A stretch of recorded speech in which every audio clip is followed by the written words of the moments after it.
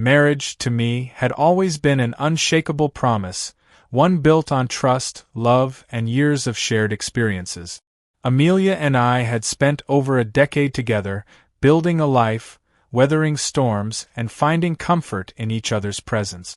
We weren't perfect, but we had each other. Or so I thought. Lately, something had shifted.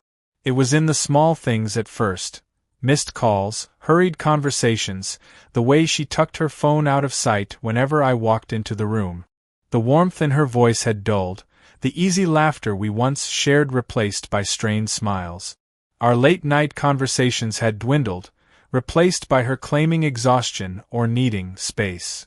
I tried convincing myself that it was stress. She had always been dedicated to her job, and her company had been pushing new deadlines.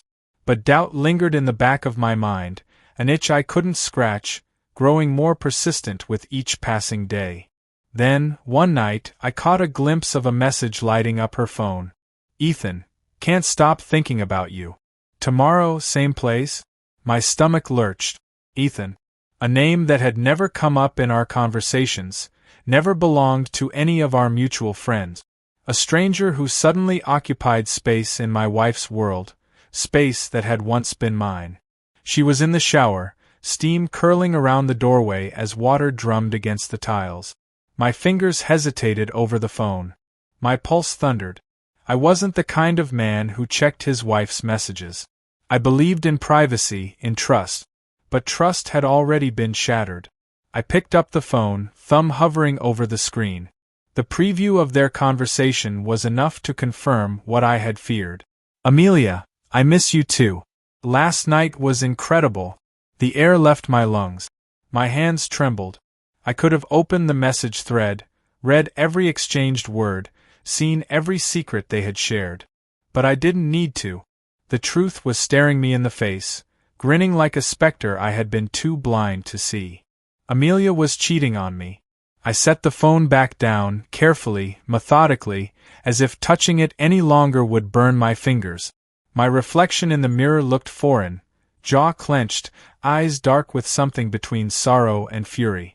She stepped out of the bathroom moments later, towel wrapped around her damp body, water droplets clinging to her flushed skin. She smiled, oblivious to the storm raging inside me. "Hey," she murmured, pressing a damp kiss to my cheek. "You okay?" I swallowed down the bile rising in my throat. "Yeah," I lied. "Just tired." She nodded, moving past me, completely unaware that everything had just changed. I didn't sleep that night. Lying next to her, the scent of her perfume, now tainted with the knowledge of another man, filled my senses. My mind raced with questions I didn't want answers to. How long had this been going on? Did she ever love me? Had I been nothing more than an obligation while she sought passion elsewhere? Morning arrived, and with it, a decision. I wasn't going to confront her. Not yet. First, I needed to know just how deep the betrayal ran. And so, the next day, I followed her. I followed Amelia through the city streets, my hands gripping the steering wheel so tightly that my knuckles turned white. The morning had started like any other, coffee brewing, her lips brushing my cheek in a half-hearted goodbye. But today, I wasn't staying behind. She drove with purpose, barely glancing at her surroundings. There was no detour to her usual spots, no stop at the grocery store, no visit to a friend's house. Her path twisted through unfamiliar streets, leading into the heart of downtown. Then, she turned into a hotel parking lot. Not just any hotel, one of those sleek, boutique places designed for stolen moments. The kind of place where no one asked questions as long as the credit card cleared. My stomach lurched as she pulled into a spot near the entrance. I parked a safe distance away, heart hammering against my ribs. And then I saw him. Ethan. The man whose name had invaded my marriage, the stranger who had become more than just a secret in Amelia's life. He stood by the entrance, tall, well-dressed, an air of cocky confidence about him. His posture was relaxed, hands tucked into his pockets, lips curled into a knowing smirk. He wasn't just waiting, he was expecting her. And she didn't disappoint. Amelia stepped out of her car, flipping her hair over her shoulder, her smile radiant in a way I hadn't seen in years. She walked toward him, her stride filled with anticipation. My gut twisted. Then, the moment that shattered everything, she threw her arms around him, melting into his embrace like she belonged there. His hands roamed her back, pulling her closer, their bodies pressing together in a way that told me exactly what had been happening behind my back. She tilted her head up. He kissed her. I couldn't breathe. I gripped the steering wheel so tightly that my fingers ached, my entire body locked in place as I watched my wife, kiss another man with the kind of passion she had long since stopped showing me. Time slowed. My mind screamed at me to do something. Storm out, confront them, scream, break something, anything. But I didn't. I watched. I let the full weight of the betrayal settle in, searing itself into my bones. They disappeared inside the hotel, the doors swallowing them whole. I sat in my car for what felt like hours, staring at the entrance, trying to process what had just happened. Every part of me wanted to rage, to demand answers, to make her see what she had done to me. But another part, the colder, more calculating part, knew that confrontation wasn't the answer. This wasn't just about an affair.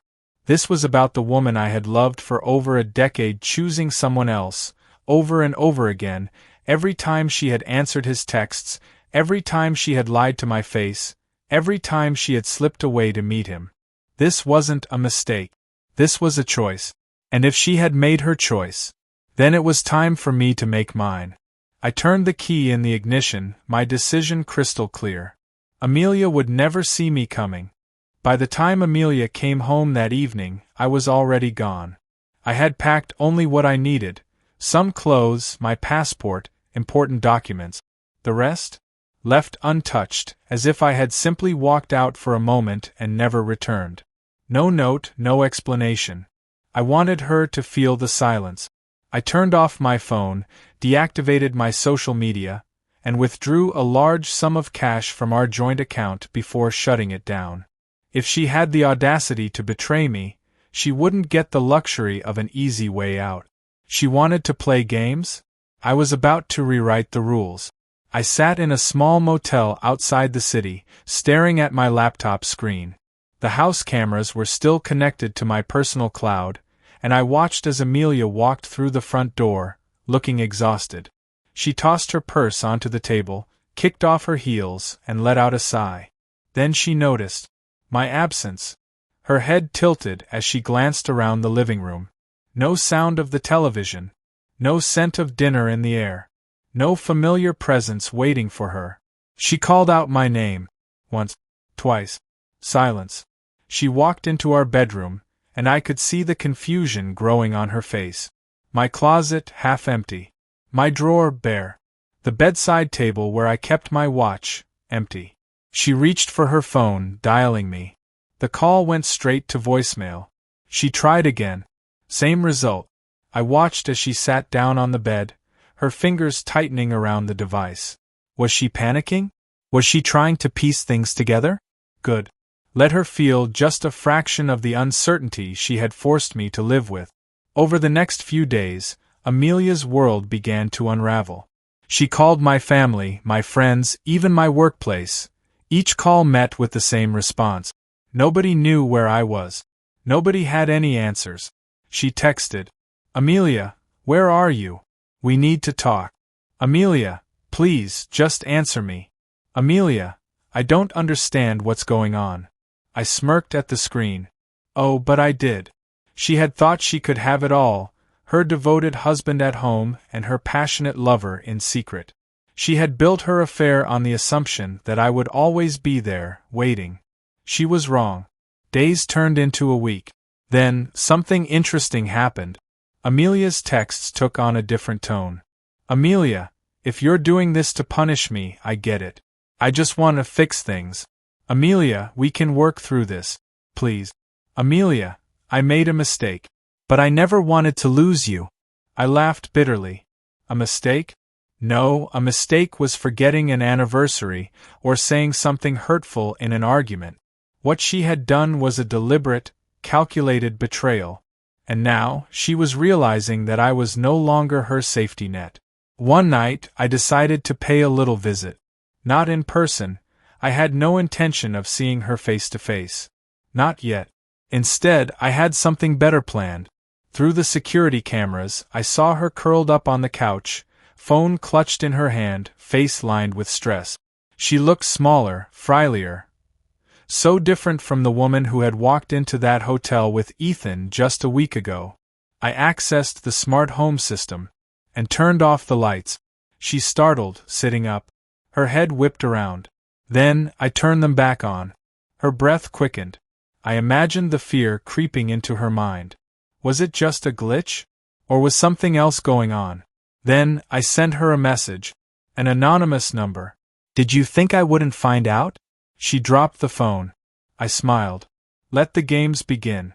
Amelia's world was crumbling, and I had a front row seat to the destruction. The first few days after my disappearance, she played the concerned wife, calling friends, checking hospitals, asking around as if I had simply lost my way home. But as the silence stretched on, panic set in. And then? Desperation. She started staying up late, staring at her phone, waiting for a response that would never come. I could see it all through the security cameras. Her pacing the kitchen, her fingers gripping the counter as if it could anchor her back to the life she once had. But that life was gone. She had made sure of that the moment she had chosen Ethan. One evening, Amelia did something interesting. She called Ethan. Amelia, I don't know what to do. He's gone. I listened to their conversation through the microphone in our home system, my jaw clenched. The way her voice shook, the way she played the role of the worried wife, it was almost laughable. Ethan, maybe he just needed space? You said things were rough between you two. Amelia, this isn't just space. His phone is off. His bank accounts are empty. He just disappeared. Ethan, so? Maybe it's for the best. A beat of silence. Then Amelia's voice, softer. Amelia, you don't get it. I didn't want to lose him. My fingers tightened around my phone. What was this? Regret? Guilt? Or just the realization that the life she had so easily dismissed was slipping through her fingers? Ethan, you can't have both of us, Amelia. Now that was interesting. She hesitated. Amelia, I know. Ethan sighed. Look, I have to go. We'll talk later. The call ended, and she was alone. That night, I sent her another message. You didn't think I'd just sit back and watch, did you? I saw her body tense as she read it, her breath hitching. She glanced around the dimly lit living room, as if expecting me to step out of the shadows. Amelia, who is this? I didn't respond. Instead, I sent another text. I saw you. The hotel. The way you kissed him. The way you smiled. Her fingers trembled over the screen. Amelia, please, just tell me where you are. I let her sit in silence. Then, I sent one final message for the night. You didn't just lose me. You lost everything. She dropped her phone. Days passed and Amelia's life spiraled further. I had made sure to leave behind just enough chaos. First, the money. Before vanishing, I had withdrawn half of our savings, what was rightfully mine. Then, I had settled a few accounts, leaving Amelia with more debt than she realized. One morning, she got a call from the bank. I watched through the camera as she fumbled with her phone, her voice breaking as the reality sank in. Bank representative. Mrs. Carter, there seems to be some discrepancies in your joint account. Amelia, what do you mean? What discrepancies? Bank representative. All the funds were withdrawn last week.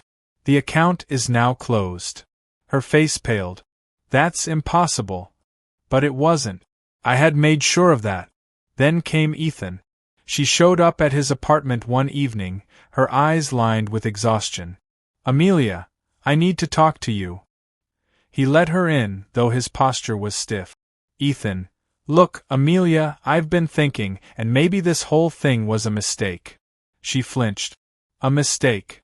Ethan, your husband disappeared. That's not normal. What if something happens to me next? A humorless laugh escaped my lips. Smart man. She reached for his hand, but he pulled away. Ethan, I don't want to be involved in this mess. I have a career, a life. I can't afford to get caught up in whatever's happening with you. Her lips parted in shock. She had given up everything for him. And now? He was walking away. She left his apartment in a daze, her steps slow, her shoulders hunched. Alone. Truly, completely alone. That night, I sent her my final message. Goodbye, Amelia. She stared at the screen for a long time. Then, slowly, she typed her response. Amelia, I'm sorry. I read the words, felt the weight of them, and then? I turned off the phone. For good. She had made her choice. And now I had made mine.